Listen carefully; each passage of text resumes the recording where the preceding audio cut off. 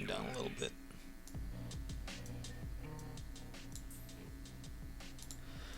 Okie doke for everyone out there. This is Friedrich Nietzsche's Beyond Good and Evil. Part 2 is my read through. Just see what happens. Sort of a focused philosophy roulette, where I haven't read this in, I don't know when the last time I read this would have been. Maybe over at least 15 years ago. If I even did read all of it, I don't remember. But we're reading through it and seeing what we get. So, The Free Spirit, Part 2. O sancta simplicitas, in what strange simplification and falsification man lives. One can never cease wondering, once one has acquired eyes for this marvel, how we have made everything around us clear and free and easy and simple, how we have been able to give our senses a passport to everything superficial, our thoughts a divine desire for wanton leaps and wrong inferences. How from the beginning we have contrived to retain our ignorance in order to enjoy an almost inconceivable freedom, lack of scruple and caution, hardiness and gaiety of life in order to enjoy life. And only on this now solid granite foundation of ignorance could knowledge rise so far. The will to knowledge on the foundation of a far more powerful will. The will to ignorance, to the uncertain, to the untrue. Not as its opposite, but as its refinement. So I guess he's saying all of our stuff is now just out of our will to be ignorant. That's all of our knowledge is based on the bedrock of our ignorance. Even if language here as elsewhere will not get over its awkwardness and will continue to talk of opposites where there are only degrees and many subtleties of gradation, even if the inveterate tartuffery of morals, which now belongs to our unconquerable flesh and blood, infects the words, even of those of us who know better, here and there we understand it and laugh at the way in which precisely science at its best seeks most to keep us in this simplified, thoroughly artificial, suitably constructed, and suitably falsified world, all the way in which, willy-nilly, it loves error because, being alive, it loves life. Okay? Holy simplicity is what this, sancta simplicitas, so sanctified simplicity.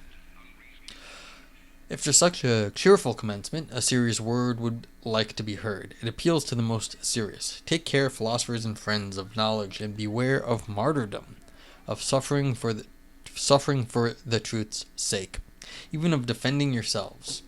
It spoils all the innocence and fine neutrality of your conscience. It makes you headstrong against objections and red rags. It stupefies, animalizes, and brutalizes when in the struggle with danger, slander, suspicion, expulsion, and even worse consequences of hostility. You have to pose as protectors of truth upon earth, as though the truth were such an innocuous and incompetent creature as to require protectors. And you of all people, you knights of the most sorrowful countenance, dear loafers and cobweb spinners of the spirit, after all you know well enough that it cannot be of any consequence if you, of all people, are proved right. You know that no philosopher so far has been proved right, and that there might be a more laudable truthfulness in every little question mark that you place after your special words and favorite doctrines, occasionally after yourselves, than in all the solemn gestures and trumps before accusers and law courts. Rather go away.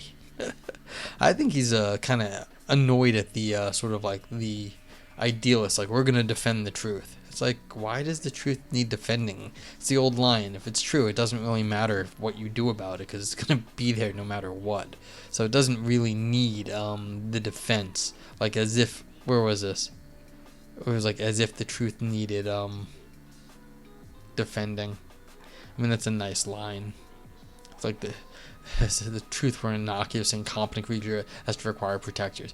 Like, he's got a great point here. This is like, how could you think, actually, the truth needs protection? From what? From who? What are you possibly adding to the truth?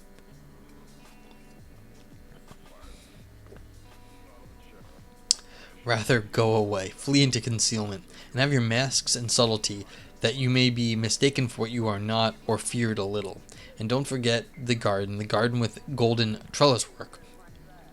Have people around you who are as a garden, or as music on the waters in the evening, when the day is turning into memories. Choose the good solitude, the free, playful, light solitude that gives you, too, the right to remain good in some sense. How poisonous, how crafty, how bad does every long war make one, that cannot be waged openly by means of force. How personal does a long fear make one, a long watching of enemies, of possible enemies. These outcasts of society, these long pursued, wickedly persecuted ones, also the compulsory recluses, the Spinozas or Giordano Brunos, always become in the end, even under the most spiritual masquerade, and, perhaps without being themselves aware of it, sophisticated vengeance seekers and poison brewers. Let someone lay bare the foundation of Spinoza's ethics and theology.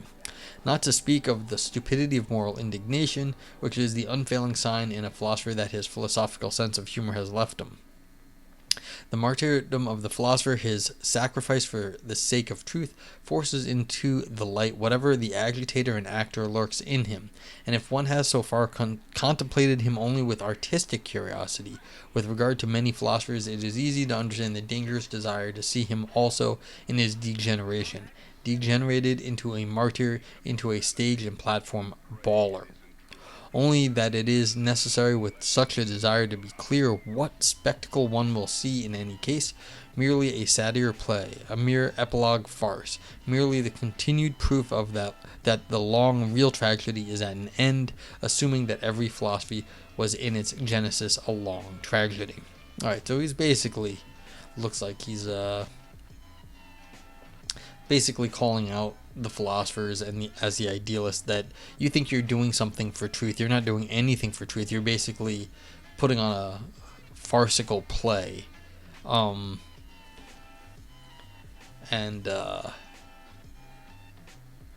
which is like, but without a sense of humor. So like the martyrdom of the philosopher, his sacrifice for the sake of truth. What have you given up for truth?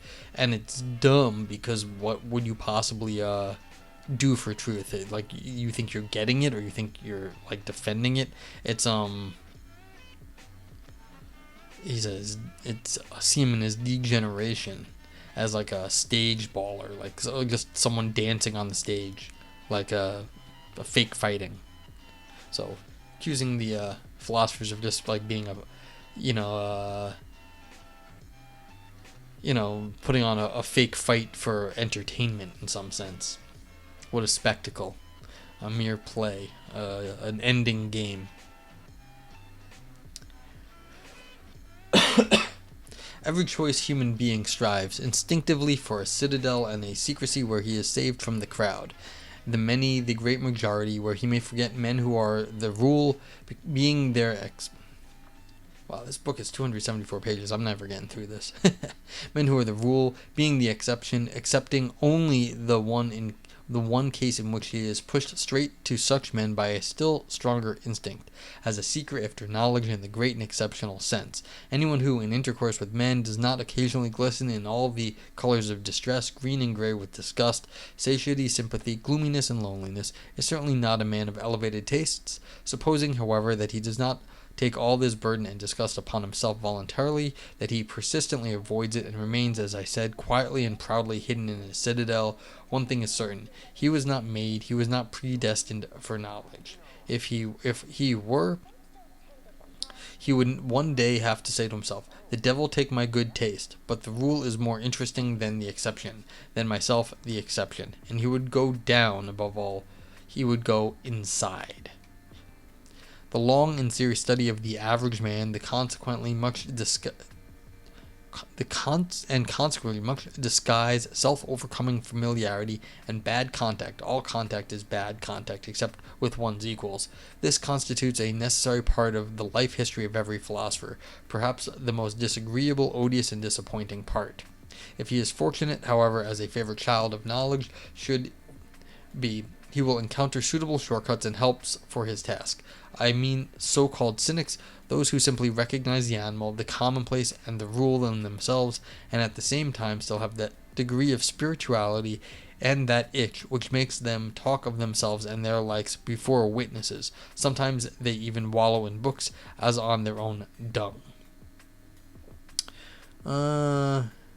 Whatever, he's just being whiny, I think. Yeah. Cynicism is the only form in which base souls approach honesty, and the higher man must listen closely to every coarse or subtle cynicism, and congratulate himself when a clown without shame or scientific satire speaks out precisely in front of him. There are even cases where enchantment mixes with disgust, namely by a freak of nature genius is tied to some such indiscreet billy goat and ape, as in the case of the Abbé Galliani, the profoundest, most clear-sighted, and perhaps also filthiest man of his century. He was far profounder than Voltaire, and consequently also a good deal more taciturn. It happens more frequently, as has been hinted, that a scientific head is placed on an ape's body, a subtle exceptional understanding in a base soul, an occurrence by no means rare, especially among doctors and physiologists of morality. And whenever anyone speaks without bitterness, quite innocently, of man as a belly with two requirements and a head with one, whenever anyone seeks, and wants to see only hunger, sexual lust, and vanity as the real and only more motives of human actions, in short, when anyone speaks badly and not even wickedly of man, the lover of knowledge should listen subtly and diligently. He should altogether have an open ear whenever people talk without indignation, for the indignant and whoever perpetually tears and lacerates with his own teeth, himself or as a substitute the word of God, the world, or God, or society, may indeed, morally speaking, stand higher than the laughing and self-satisfied satyr, but in every other sense they are a more ordinary, more indifferent, and less instructive case, and no one lies as much as the indignant do. This is a interesting criticism of the. There's a lot of indignancy. People are indignant nowadays. How dare this politician have said this thing? That's crazy. How dare they have done that? Indignancy is cheap. They're always yelling at like God, the world, politics, basically at the moment. They may indeed, morally speaking, stand higher. So this is like the virtue signaling.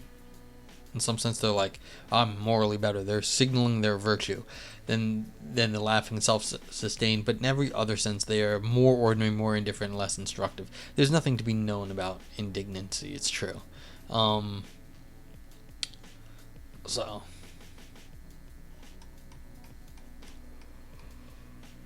There is something to be said for someone who doesn't just get indignant.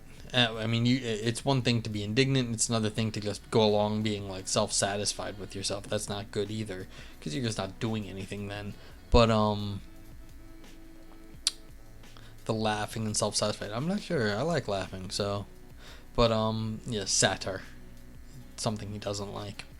So that's the question. What are we supposed to do if we're just not going to be indignant?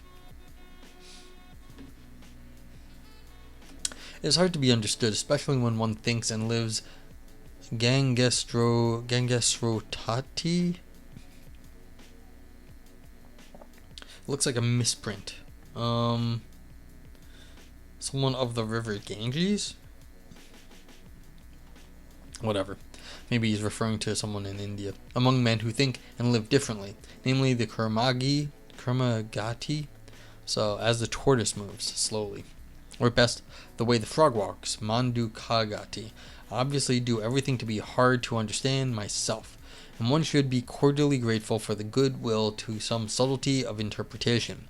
As regards good friends, however, who are always too lazy and think as friends they have a right to relax. One does well to grant them from the outset some leeway and romping place for misunderstanding, then one can even laugh, or get rid of them altogether, these good friends, and also laugh. Alright, fair enough. You do want to have some space to laugh, but you just don't want to be this kind of laughing up here, apparently.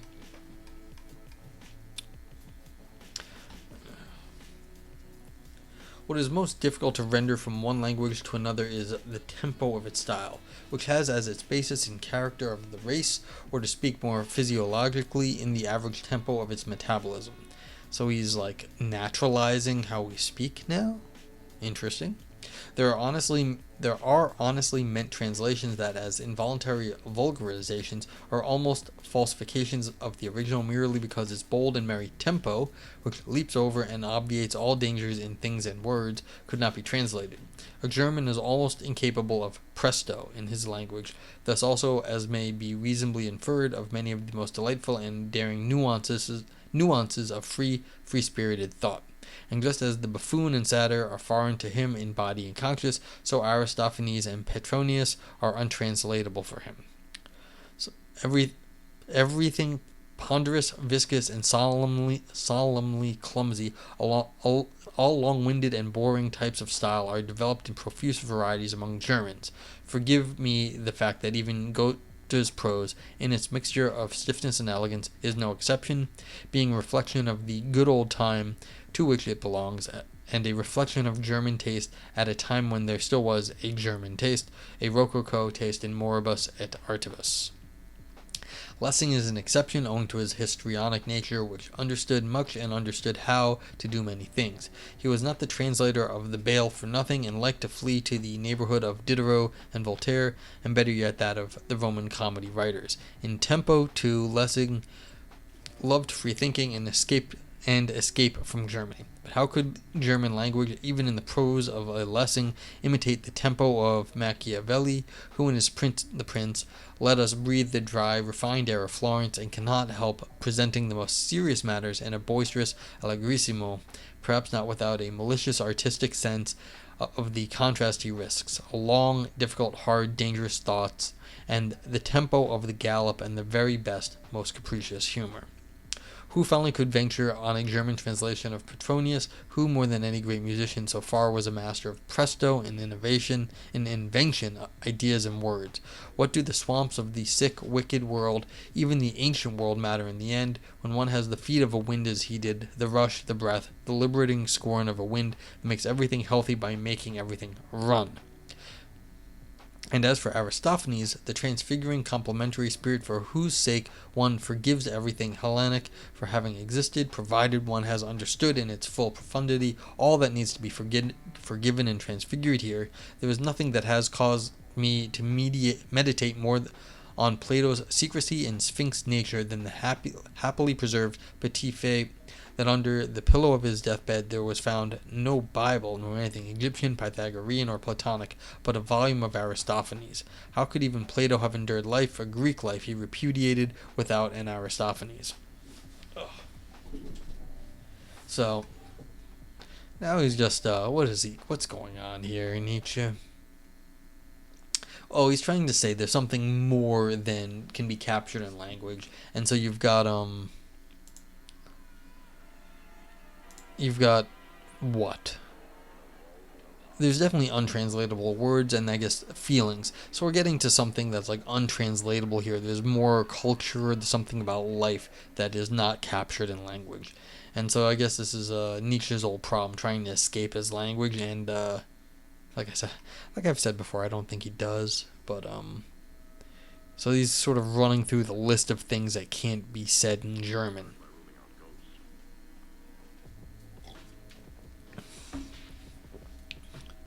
It's an interesting way to do it. He's running through like words, tempo, presto, like these are Italian. And so like the Italian stuff, just the Germans don't in some sense have the Italian spirit. And they don't have it in the language, and so they can't discuss it. But then you can also go back to the ancients, and then how do we actually have any sort of understanding of what they were talking about then? I mean, it's one thing for German and Italian. They're not that far away. Like, Germany's here, Italy's there.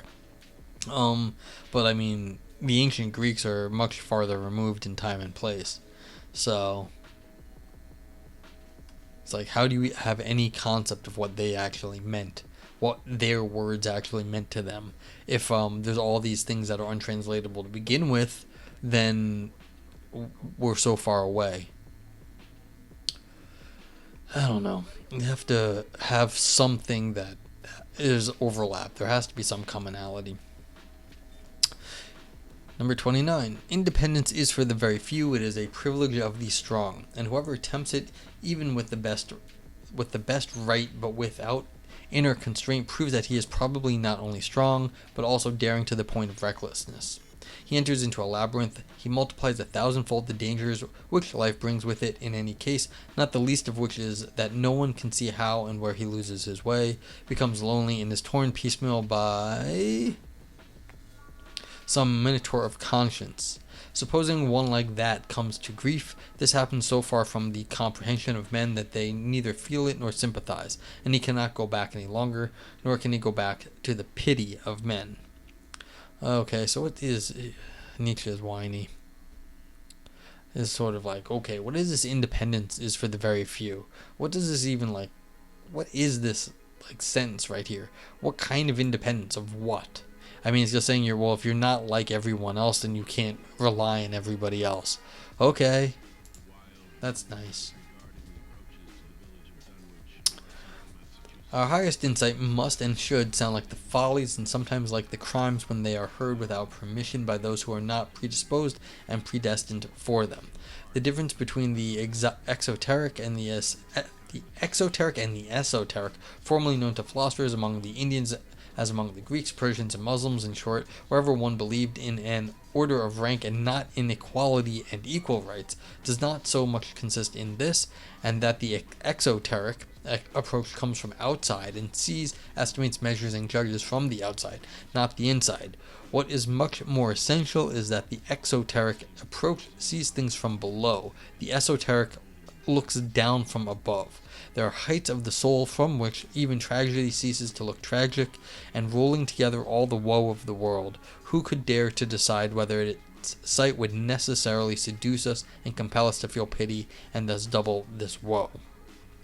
What serves the higher type of men as nourishment or delectation must almost be poison for a very different and inferior type. The virtues of the common man might perhaps signify vices and weaknesses in a philosopher. It could be possible that a man of high type, when degenerating and perishing, might only at that point acquire qualities that would require those in the lower sphere into which he had sunk to begin to venerate him like a saint. There are books that have opposite values for soul and health, depending on whether the lower soul, the lower vitality, or the higher and more vigorous ones turn to them. And in the former case, these books are dangerous and lead to crumbling and disintegration. In the latter, heralds cries that call the bravest to their courage. Books for all the world are always foul-smelling books. The smell of small people cling to them. Where the people eat and drink, even where they venerate, it usually stinks. One should not go to church if one wants to breathe pure air. Alright, so now he's just being, what's the word? I mean, he's trying to separate out, like, the people he likes versus everyone else, and so he's just denigrating everyone else. He says, look, everyone else, if they try to do what we're doing, they're gonna get sick and they're gonna be angry with us, or not angry with us. They're not gonna understand, or they might treat us like a saint, like really. So if he comes down, like if someone would like come down and to sink into like the muck of the regular people, they'd venerate him like a saint. It's like, okay, that's nice, Nietzsche. I was like, good job. It's like, all right. I don't think that's how anything ever works, but all right. I think you're that special. I think the people are gonna just see you as arrogant.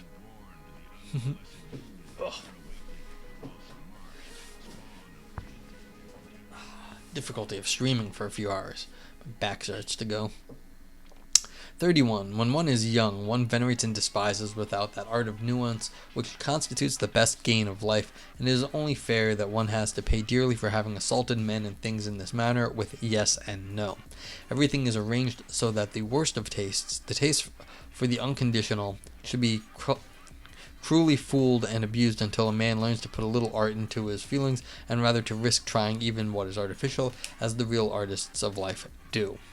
The wrathful and reverent attitudes characteristic of youth do not seem to permit themselves any rest until they have forged men and things in such a way that these attitudes may be vented on them. After all, youth in itself has something of forgery and deception.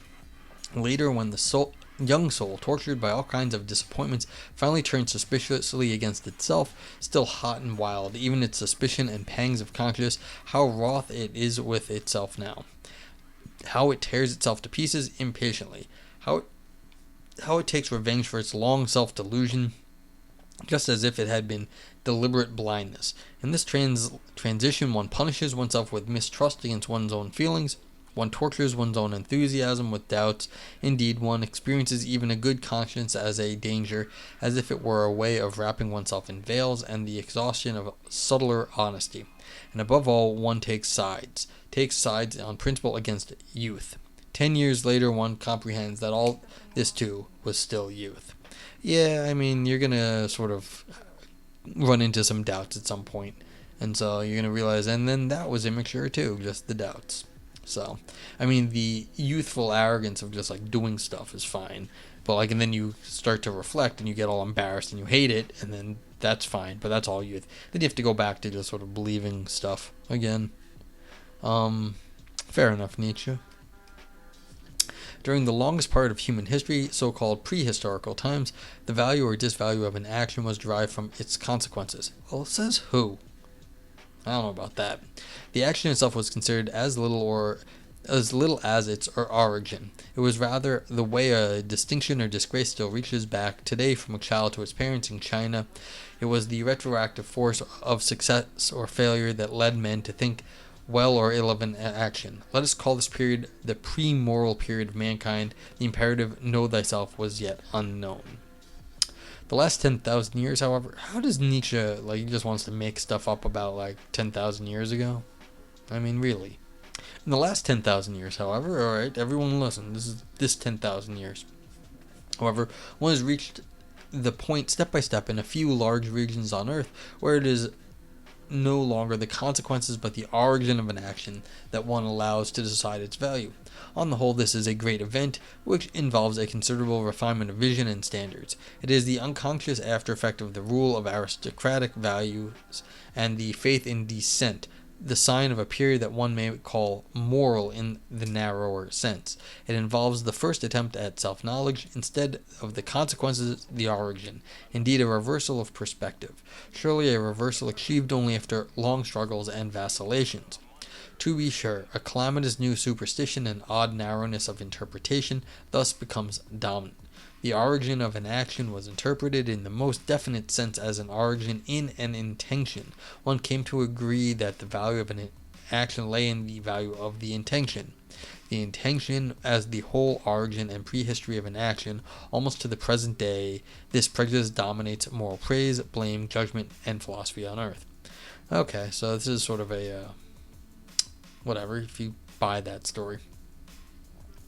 But today, shouldn't we have reached the necessity of once more resolving on a reversal and fundamental shift in values, owing to another self-examination of man, another growth in profundity? Don't we stand at the threshold of a period which should be designated negatively, to begin with, as extra-moral? After all, today at least we immoralists have the suspicion that the decisive value of an action lies precisely in what is unintentional in it, while everything about it that is intentional, everything about it that can be seen, known, conscious, still belongs to its surface and skin, which, like every skin, betrays something but conceals even more. In short, we believe that the intention is merely a sign and symptom that still requires interpretation. Moreover, a sign that means too much and therefore, taken by itself alone, almost nothing. We believe that morality in the traditional sense, the morality of intentions, was just a prejudice, precipitate and perhaps provisional, something on the order of astrology and alchemy, but in any case something that must be overcome. The overcoming of morality in a certain sense, even the self-overcoming of morality, let this be the name for that long secret work which has been saved up for the finest and most honest, also the most malicious consciousness of today as a living touchstones of the soul. Okay, so basically he's setting up the old consequentialist deontological argument here. We've got consequentialists over here in screen, we got the deontologists over here, and so he's saying, well, everyone was always consequentialist in the past, and so everything just looked at the consequences. But then the deontologists came around and said, no, there had to be like the right way of thinking about it. Did you do this because of it could be universalized or something? What was the intention behind it? And Nietzsche is just saying, look, that's alchemy right there, trying to figure out what people's intentions are. And you can overcome this because all these things here are this is let's see where we go. But today, shouldn't we have reached the necessity of resolving on a reversal and fundamental shift in values owing to another self-examination? Man, don't extend the threshold period to be negatively as extramoral. So he's trying to get out of this sort of back and forth between the consequentialists and deontologists. So we've got the consequentialists over here and the deontologists over here, and this is like two different ways of looking at the situation. He's trying to like look at everything from outside this, saying, well, we're not going to play this moral game, and that's why it's extra moral over here. We're outside the moral. Because that was how we understood the moral. It was either as consequences or intentions. But he's going to say, no, we can look at that from without. Now the question is, if it's extra moral, is it just not have anything to do with moral at that point? Like, are we just looking at it like logically? It's like, okay, well, let's look at the syntax of consequentialism. Like, but what would that have to do with anything? Looking at like extra moral features, if we were talking about like the logical syntax of consequentialist language, what does that have to do with anything? So the question is again, he thinks he's getting extra moral, but like what is so precisely lies in what is unintentional in it. Well, I don't know, but like what does the syntax have to do with anything? And would that count? And why would that make any difference for like Nietzsche's investigation here? I don't know. There is no other way. The feelings of devotion, self-sacrifice for one's neighbor, the whole morality of self-denial must be questioned mercilessly and taken to court, no less than the aesthetics of contemplation devoid of all interest, which is used today as a seductive guise for the emasculation of art to give it a good conscience. There is too much charm and sugar in these feelings for others and not for myself, for us not to need to become doubly suspicious at this point and to ask, are these not perhaps seductions? That they please those who have them and those who enjoy their fruits, and also the mere spectator. This does not yet constitute an argument in their favor, but rather invites caution. So let us be cautious. Alright, so saying, well, look, we still like our morals and all that stuff, and the idea that like we're doing stuff like aesthetics without our interest, like the things we like, it's really not. It's just sort of a emasculation. Why should we take all that stuff out? But I mean, we have to look at it in a different light. So the idea of just removing the like that which. To look at the art in some sort of objective, non-moral sense is not what he's talking about, because he wants to understand it outside the morals, not to remove the moral sense from the art, but to not to remove the moral sense, but to look at it without the moral sense. So the moral sense should be here, and that would be the emasculation of it. It needs to keep its moral sense, and it should not be for others and not for myself. So it's like, it's not that, just doing this in sort of some altruistic way is not the point. Alright, 34. Whatever philosophical standpoint one may adopt today, from every point of view, the erroneousness of the world in which we think we live is the surest and firmest fact that we can lay eyes on. We find reasons upon reasons for which it would like to lure us to hypotheses concerning a deceptive principle in the essence of things. But whoever holds our thinking itself, the spirit, in other words, responsible for the falseness of the world, an honorable way out which is chosen by every conscious or unconscious advocatus Dei, whoever takes this world, along with space-time, form movement to be falsely inferred, anyone like that would at least have ample reason to learn to be suspicious at long last of all thinking. Wouldn't thinking have to be put over on us the biggest hoax yet? And what warrant would there be that it would not continue to do what it has always done? Yeah, I mean, if you think you're gonna get out of thinking, you're gonna be running around a lot in circles a lot. In all seriousness, the innocence of our thinkers is somehow touching and evokes reverence. When today they still step before the consciousness with the request that it should please give them honest answers. For example, whether it is real and why it is so resolutely keeps the external world at a distance, and other questions of that kind. The faith in immediate certainties as is a moral naivete that reflects honor on us philosophers, but after all, we should not be merely moral men. Apart from morality, this faith is a stupidity that reflects little honor on us. In bourgeois life, ever-present suspicion may be considered a sign of bad character, and hence belong among things imprudent. Here among us, beyond the bourgeois world and its yes and no, what should prevent us from being imprudent and saying, a philosopher has nothing less than a right to bad character, as the being who has so far always been fooled best on earth. He has a duty to suspicion today, to squint maliciously out of every abyss of suspicion. Forgive me the joke of this gloomy grimace and trope, for I myself have learned long ago to think differently, to estimate differently with regard to deceiving and being deceived, and I keep in reserve at least a couple of jostles for the blind rage with which the philosophers resist being deceived. Why not? It is no more a moral prejudice that truth is worth more than a mere appearance. It is even the worst proved assumption that there is in the world. Let at least this much be admitted. There would be no life at all if not on the basis of perspective estimates and appearances, and if with the virtuous enthusiasm and clumsiness of some philosophers one wanted to abolish the apparent world altogether, well, supposing you could do that, at least nothing would be left of your truth either. Indeed, what forces us at all to suppose that there is an essential opposition of true and false? Is it not sufficient to assume degrees of apparentness and, as it were, lighter and darker shadows and shades of appearance, different values, to use the language of painters? Why couldn't the world that concerns us be a fiction? And if someone asked, but to a fiction there surely belongs an author, couldn't one answer simply, why? Doesn't this belongs perhaps to the fiction too? Is it not permitted to be a bit ironical about the subject no less than the predicate and object? Shouldn't philosophers be permitted to rise above the faith in grammar? All due respect for the governess, but hasn't the time come for philosophy to renounce the faith of the governess? Yeah, but see, this is what it's like. Again, this is the thing where we're going back to this running away from thinking. It's like, well, how far are you really gonna get? Like, really? Like, this is like you're running away from grammar?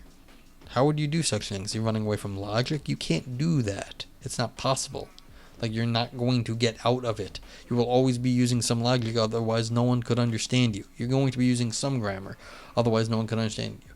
I mean, unless you're going to go devolve down into like some sort of scream, you think that there's something embedded in like a scream that people might understand that is more sophisticated than the scream itself. I don't know. Why wouldn't that be structured?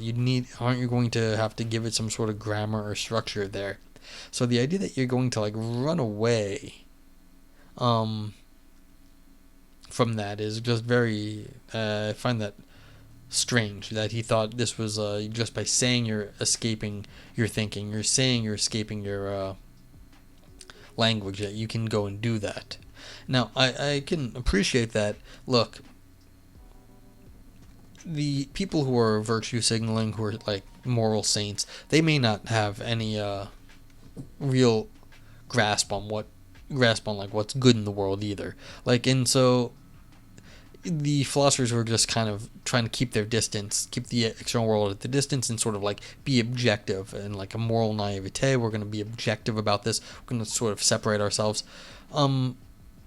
Like he's like okay with that right here. Like evoke some reverence. It's like it seems like it's reasonable, but we should not be merely moral about this. Like we have to do more than just sort of like have some sort of cold analysis and be merely moral. Now, Apart from morality, this faith is a stupidity that reflects little honor on us. Yeah, I mean, no one likes the just like cold analysis of philosophy. That's not really a. No one goes in and be like, oh yes, we should just all not be unfeeling. I mean, what honor is there in being unfeeling? Sometimes it's good, but for the most part, it's not. And that's kind of what the bad character is here. If you're going to look at everything sort of like through a very sort of impersonal lens, it's just not a human sort of reaction, and no one really likes that. You don't want to like have the I mean, some people do want like the computers to take over, and then they'd be uncaring, and then would just kill us all, and they'd be happy about that. But like, if you want like some sort of empathy on the other side, for people who are making decisions about you. Now the question is, well, philosophers has a question: do they have a right to not actually always just have like perfect empathy and things like that? Yeah. Like, so if you're going to be suspicious of like these things as a philosopher, might because they're sort of investigating it as part of their like sort of naivete that we don't quite know what morals are, then that might be bad character. Like, oh, you don't understand why killing is bad? Like, that would be bad character. But in some sense, you have a right to it because you are investigating what exactly is the badness of killing somebody. And so you have a duty to suspicion. You have to you have a responsibility to be suspicious. Very sus, as they say. So yeah. Oh, blah blah blah. And then he starts thinking he's gonna get out of the world. You're not getting out of the world. You can't run away from your language. Just can't do that. Oh, Voltaire, oh, humanness, oh, nonsense. There's something about truth, about the search for truth, and when a human being is too human about it. Something. I bet he finds nothing. It might be amusing, perhaps even instructive to compare violin or... Oh, no, this is something else. 18. He seeks the true only to do the good. When a human being is too human about it, he seeks the truth only to do the good, and then he finds nothing. So if you're just trying to like be good about stuff, you're not going to find anything. And that's fair. It's like if you're sort of predetermining why you're looking for the truth, there's a good chance you're not going to find the truth because it wasn't what you had set yourself out to look for.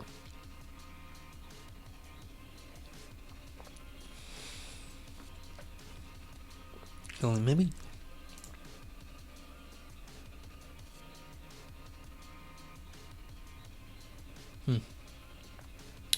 Alright. The page didn't load up.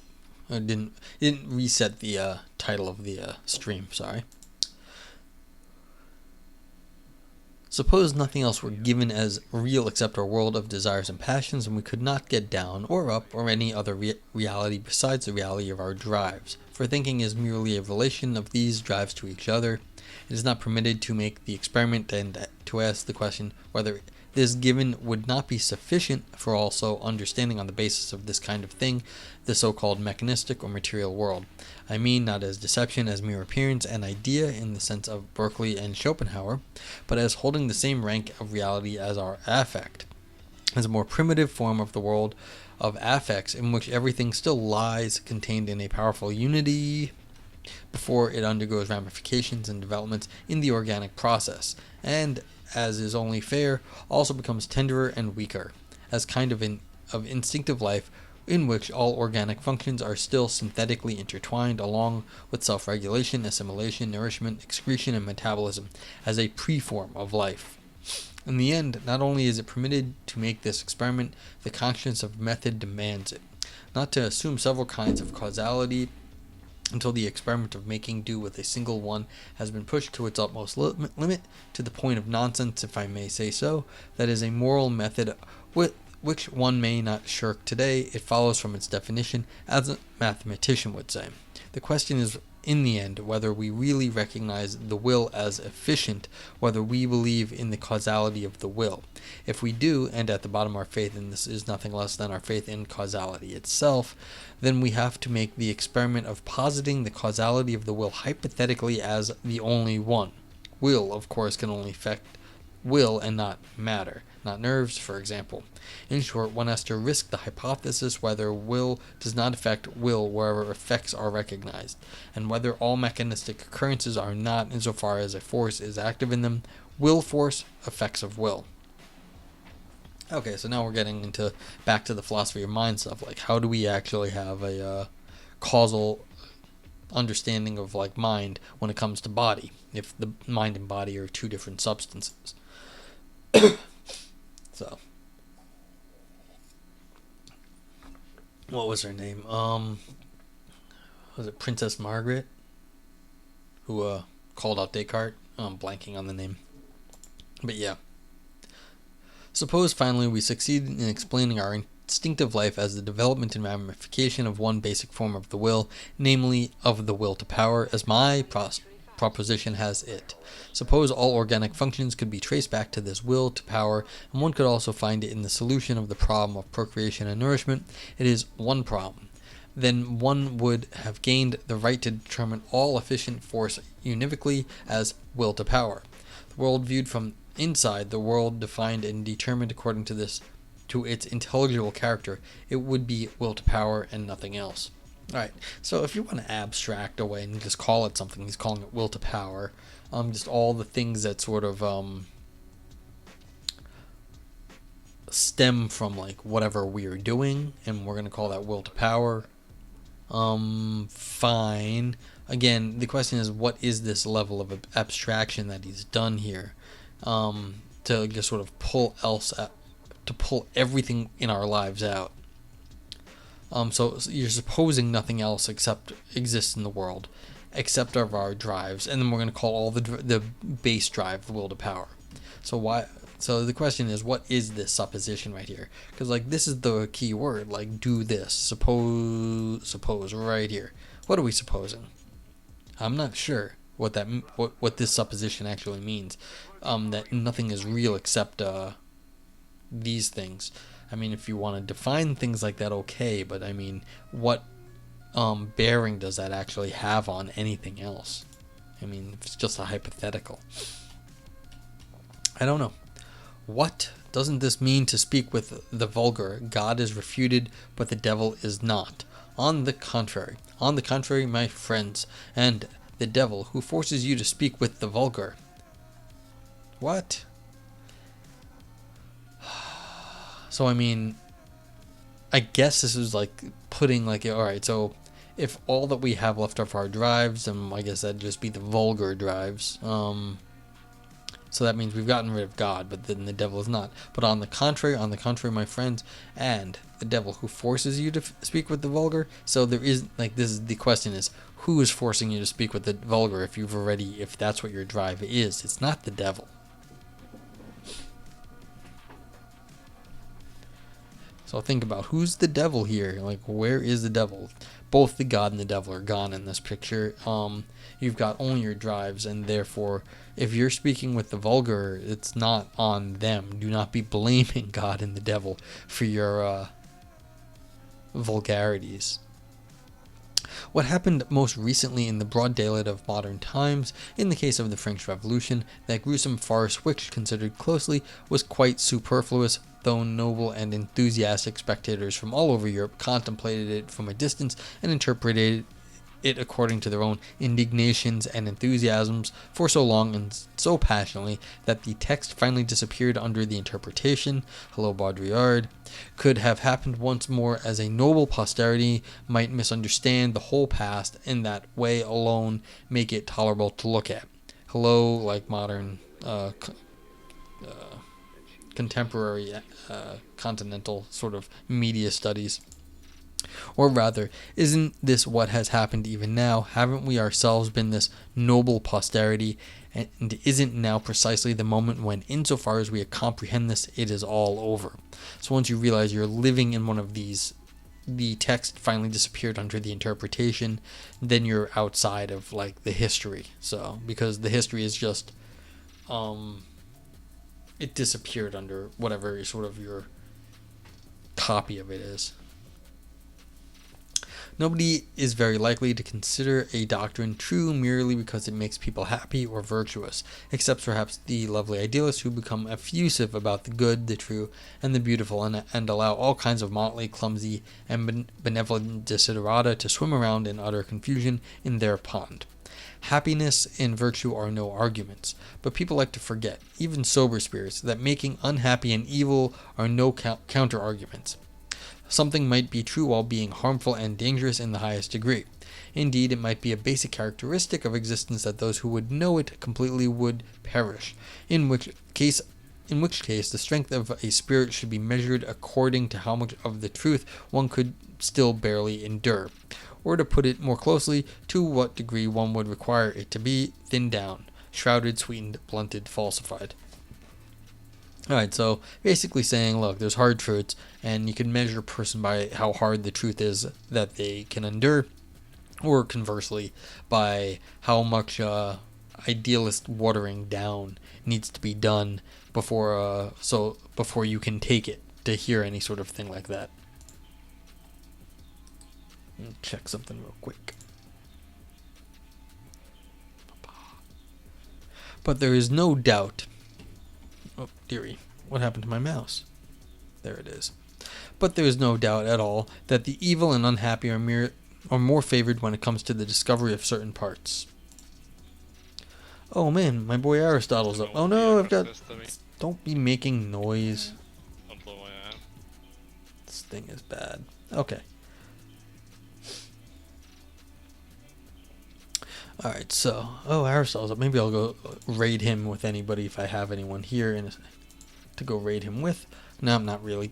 But, go do that in a few minutes, because he usually starts streaming around this time.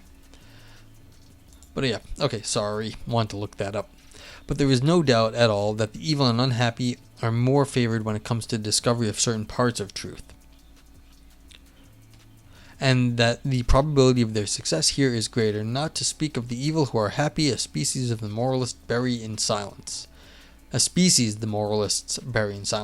Perhaps hardness and cunning furnish more favorable conditions for the origin of the strong, independent spirits and philosopher than that gentle, fine, conciliatory, good-naturedness and art of taking things lightly which people prize, and prize rightly, in a scholar.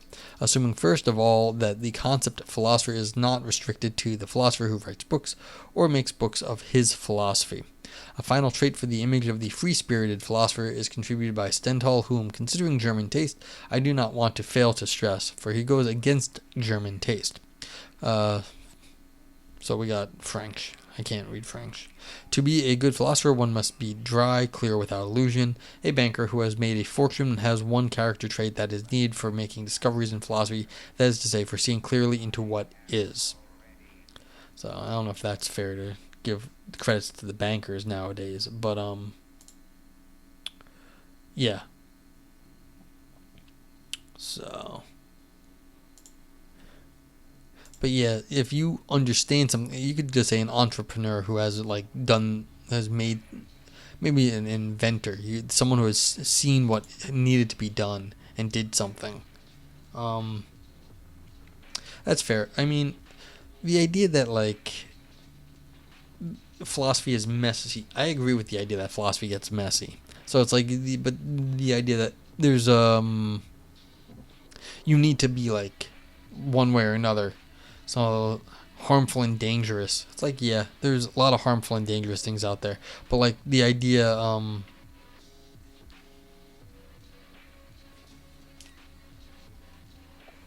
I mean that there's any one way to do these things, I think, is wrong. There's no doubt that the evil and happy are more favored when it comes to the discovery of certain parts of truth, assuming the truth gives a crap about evil and unhappy. I mean, this is, again, Nietzsche's version of truth.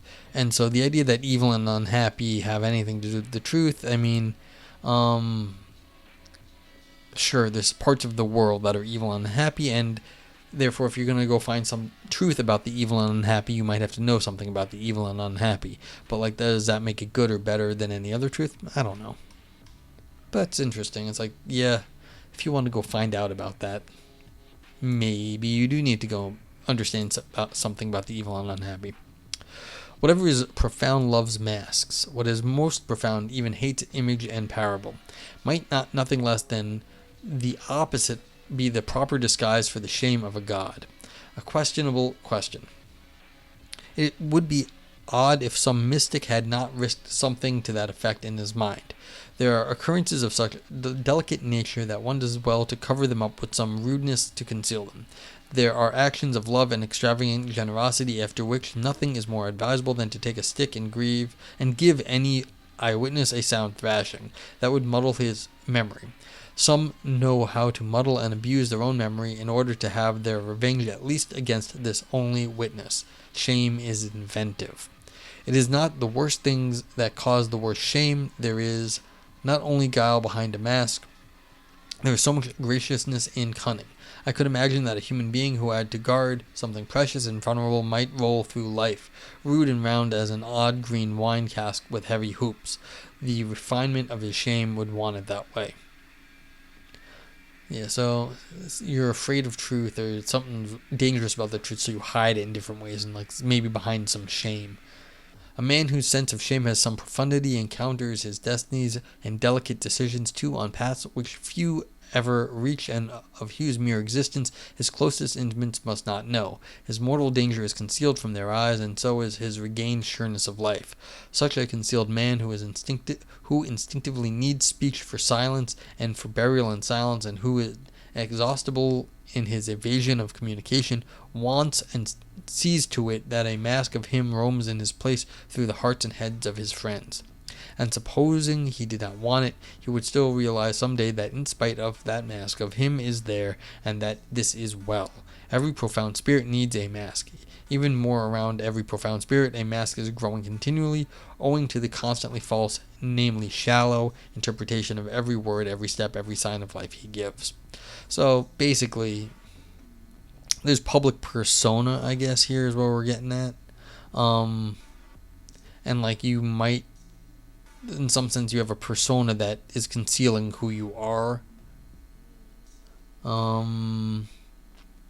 His mortal danger is concealed from their eyes. So like, if you're like doing one of these like grand struggles against the truth, trying to figure it out, you have to like, you can't just be like, I'm being crushed by the truth. You have to do something. So it's like, as Nietzsche being whiny again, it's like, oh, you have to put out a strong face. Okay, Nietzsche. One has to test oneself to see that one is destined for independence and command, and do it at the right time. One should not dodge one's tests, though they may be the most dangerous game one could play, and are tests that are taken in the end before no witness or judge but ourselves. Not to remain stuck to a person, not even the most loved. Every person is a prison, also a nook. Not to remain stuck to a fatherland, not even if it suffers most and needs help most. It is less difficult to sever one's heart from a victorious fatherland. Not to remain stuck to some pity, not even for higher men, into whose rare torture and helplessness some accident allowed us to look. Not to remain stuck to a science, even if it should lure us with the most precious finds that seem to have been saved up precisely for us. Not to remain stuck to one's own detachment, to that voluptuous remoteness and strangeness of the bird who flees ever higher to see ever more below him the danger of a flyer.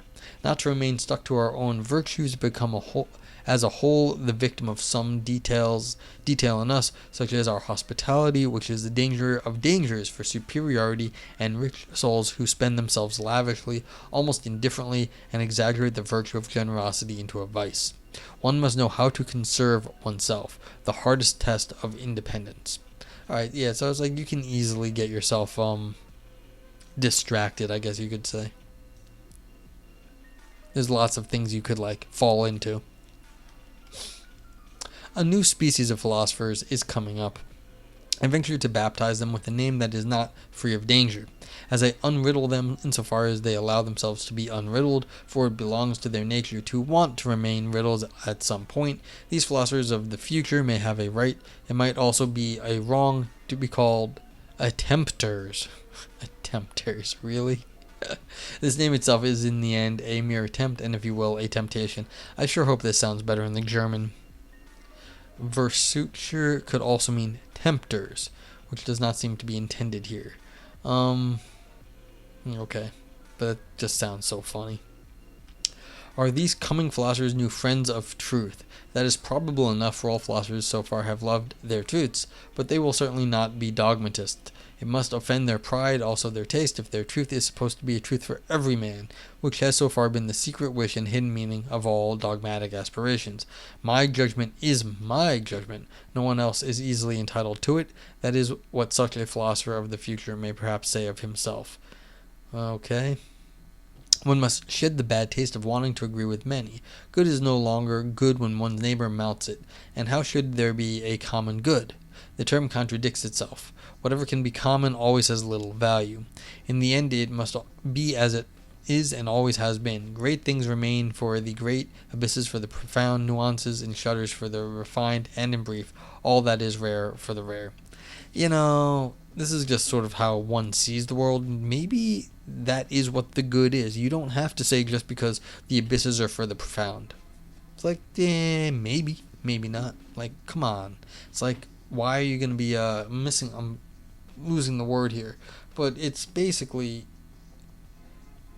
just it's reading the way the world is off the way these words are, because it's like abysses for profound, nuances for the refined, and that is rare for the rare.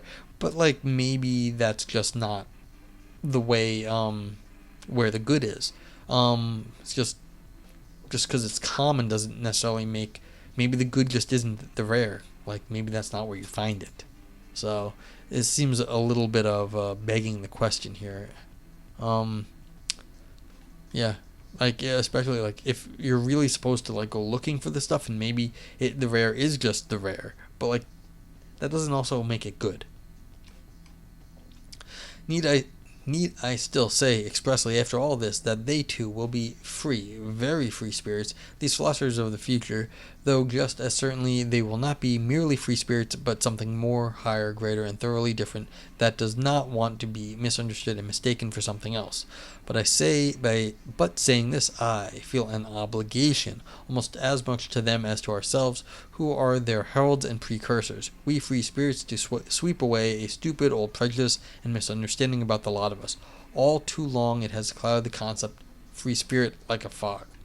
In all the countries of Europe and in America too, there now is something that abuses this name, a very narrow, imprisoned, chained type of spirits who want just about the opposite of what accords with our intentions and instincts, not to speak of the fact that regarding the new philosophers who are coming up, they must assuredly be closed windows and bolted doors. They belong briefly and sadly among the levelers, these falsely so-called free spirits being eloquent and prolifically scribbling slaves of the democratic taste and its modern ideas. They are all human beings without solitude, without their own solitude, clumsy good fellows whom one should not deny either courage or respectable decency, only they are unfree and ridiculously superficial, above all in their basic inclination to find in the forms of the old society as it has existed so far just about the cause of all human misery and failure, which is a way of standing truth happily upon her head. What they would like to strive for with all their powers is the universal green pasture happiness of the herd, with security, lack of danger, comfort, and an easier life for everyone. The two songs and doctrines which they repeat most often are equality of rights and sympathy for all that suffers, and suffering itself they take for something that must be abolished. Alright, so he's really hating on the hippies here. I think this is completely unfair, because it's this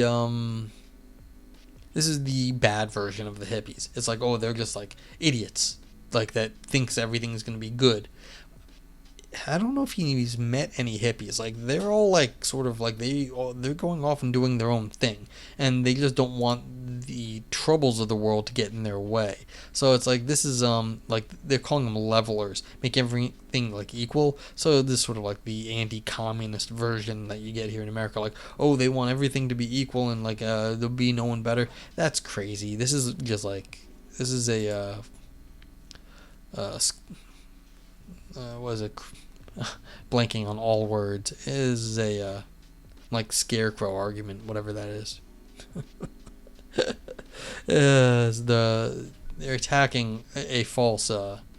He's attacking someone that doesn't exist. Of course, there are, like, you want equality of some rights, not sympathy for all that suffers. You're trying to, like those people are the hippies out there, are not like trying to make everything equal. It's sort of completely unfair.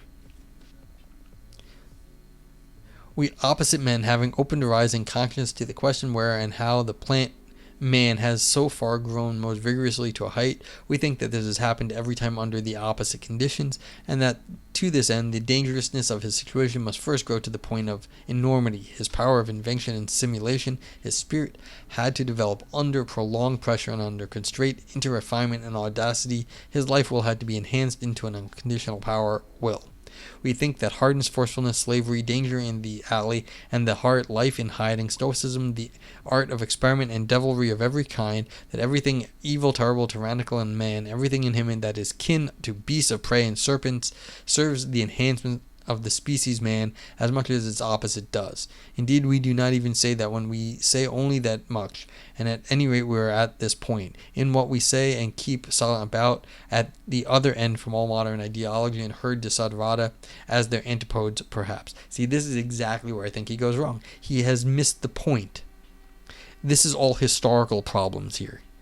We have new problems now, and we're trying to the old problems do not work. We need new problems to get to new areas. New problems are not these old problems, and you have to get rid of them by using rights and sympathy for the sufferers of these old things, that you might get to a different sort of problem. So the idea that, like, you're gonna get somewhere with the old problems is, I think, Nietzsche's missed the point here. Even on his own lights. If you're going to make a new person, you need new problems. You're just going to get the same old people if you go rehash the old problems of the old world. Is it any wonder that we free spirits are not exactly the most communicative spirits, that we do not want to betray in every particular from what a spirit can liberate himself and to what he may be then driven? And as for the meaning of the dangerous formula beyond good and evil, with which we are at least guarded against being mistaken for others, we are something different from these things and whatever else all these goodly advocates of modern ideas like to call themselves. Yes, I completely disagree with your appraisal of them. You just sound bitter at this point. Or confused. I don't go bitter, but it seems a little silly. At home, or at least having been guests in many countries of the spirit, having escaped again and again from the musty agreeable nooks into which preferences and prejudices, youth, origin, and the accents of people and books, or even exhaustion from wandering seem to have banished us, full of malice against the lures of dependence that lie in honors, or money, or offices, and or enthusiasms of the senses, grateful even to need and vacillating sick because they always rid us from some rule and its prejudice, grateful to God, devil, sheep, and worm in us, curious to a vice, investigators to the point of cruelty, with uninhibited fingers for the unfathomable, with teeth and stomachs for the most indigestible, ready for every feat that requires a sense of acuteness and acute senses, ready for every venture thanks to an excess of free will, with fore and back souls, who into whose ultimate intentions nobody can look so easily, with the foreign background, which no foot is likely to explore to the end, concealed under cloaks of light, conquerors even if we look like heirs and prodigals, arrangers and collectors from morning till late, misers of riches and crammed drawers, economical in learning and forgetting, inventive in schemas, occasionally proud of tables of categories, occasionally pedants, occasionally night owls of work even in broad daylight. Yes, when it is necessary, even scarecrows.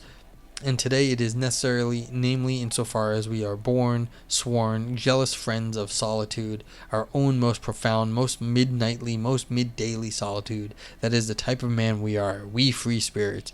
And perhaps you have something of this too, you that are coming, you new philosophers.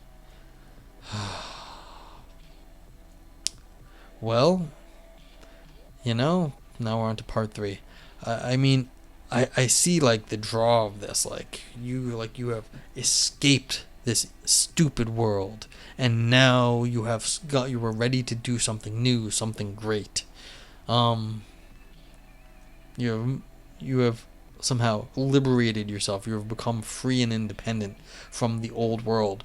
But like, it's like I feel like he's just completely gone wrong in those last little bit. It's like you've missed the point. You may have escaped all the things of the past, but that doesn't escape you from the past. That entirely it ties you to those things of the past. And so it just sort of kills me, like that. In his This is why one of my problems with Nietzsche. In his last analysis, he never quite gets out. He's like trying to build himself up always to like get to some new height, but he doesn't realize he's still standing on the same rubble. And so it's like,